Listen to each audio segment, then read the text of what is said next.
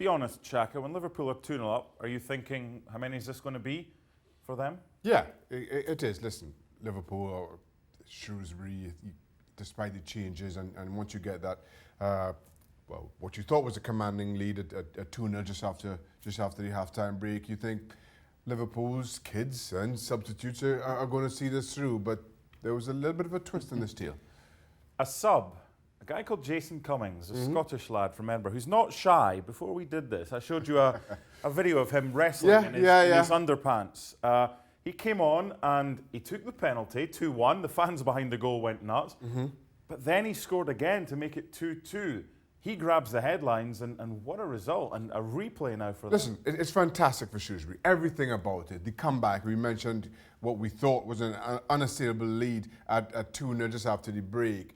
The fact that they now go to Anfield and the money that will bring in for Shrewsbury, these smaller clubs rely on these deep FA Cup runs and drawing a big name. And you saw that in their post-game celebrations, how the fans came onto the pitch. You would have thought they won. But it shows exactly how much it means to them, a team themselves that are in a poor position in the league and in League One. They need to get some kind of confidence, some kind of momentum from somewhere. And as much as I'm talking about the FA Cup and the potential of it being a money-spinning tie for Shrewsbury, maybe it goes even further in them finding the confidence that they need to see themselves clear of what is trying to become a relegation battle for them in League One. I don't think there's any doubt that Jurgen Klopp's going to name a similar lineup we saw against Everton in the previous round, and he'll have faith. Now, he did ask Mohamed Salah and Roberto Firmino to try and get the winner, but it wouldn't surprise me if it was the kids again. No, absolutely not, and you understand that. And as much as you understand him bringing on Salah and Firmino later on, he's made